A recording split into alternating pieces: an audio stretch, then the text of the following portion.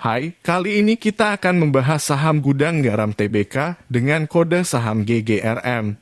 Sebelum mulai jangan lupa untuk subscribe dan like ya agar tidak ketinggalan analisa saham terbaru. Pertama kita akan mulai membahas laporan keuangannya. Kita akan mulai dari menganalisa penjualan dari perusahaan ini. Dari segi pertumbuhan, jika kita bandingkan dengan tahun sebelumnya, penjualan perusahaan ini pada Q3 2021 sebesar 123,17 T, mengalami kenaikan sebesar 2,9% menjadi 126,73 T di Q3 2022.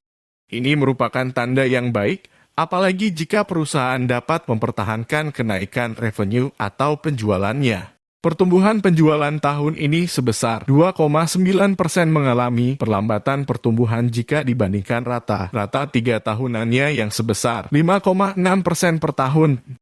Setelah membahas revenue atau penjualan perusahaan ini, kita akan lanjut membahas net profit atau laba bersihnya. Jika kita bandingkan dengan tahun sebelumnya, laba bersih atau net profit perusahaan ini pada Q3 2021 sebesar 6,14 T mengalami penurunan sebesar minus 51,62% menjadi 2,97 T di Q3 2022. Pertumbuhan laba bersih tahun ini sebesar minus 51,6% mengalami perlambatan pertumbuhan jika dibandingkan rata-rata 3 tahunannya yang sebesar minus 31,6% per tahun. Setelah melihat dari sisi pertumbuhan penjualan dan laba bersihnya, sekarang kita akan menganalisa margin profitabilitas dari perusahaan ini. Kita akan menganalisa gross profit margin dan juga net profit marginnya. Yang pertama, kita akan membahas gross profit margin. GPM perusahaan ini mengalami penurunan. Jika kita bandingkan dengan tahun sebelumnya 12,0% turun menjadi 9,1%. Penurunan GPM menandakan perusahaan tidak dapat mempertahankan biaya pokok penjualan atau COGS-nya.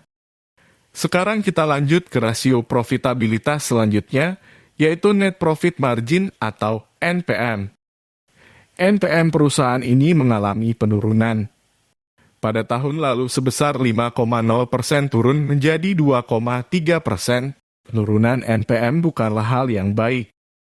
Namun, jika kamu yakin penurunan NPM hanya sementara, maka tidak masalah. Sekarang kita akan membahas rasio terpenting yaitu return on equity.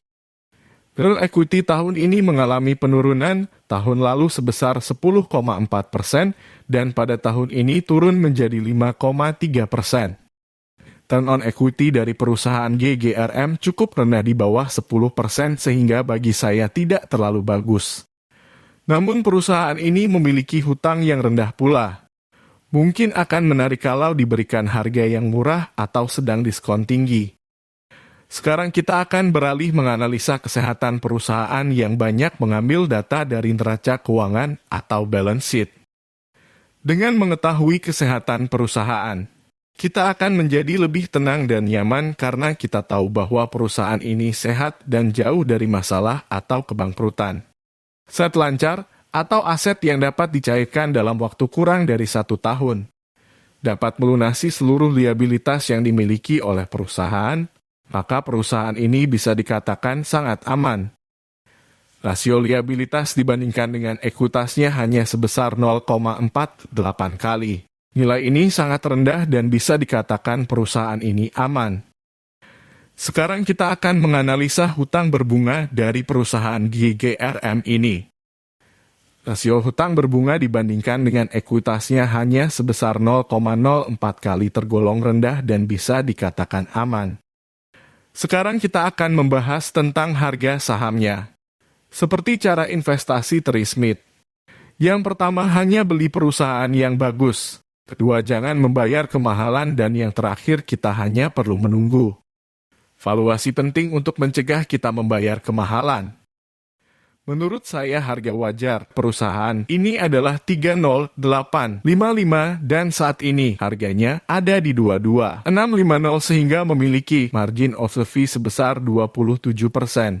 Saat ini margin of safety tidak terlalu besar. Saya akan mencari minimal 30%. Video ini bukan rekomendasi untuk membeli dan menjual sahamnya dan data yang disampaikan bisa saja salah. Jadi jangan malas untuk dicek kembali dan jangan lupa untuk subscribe dan like ya.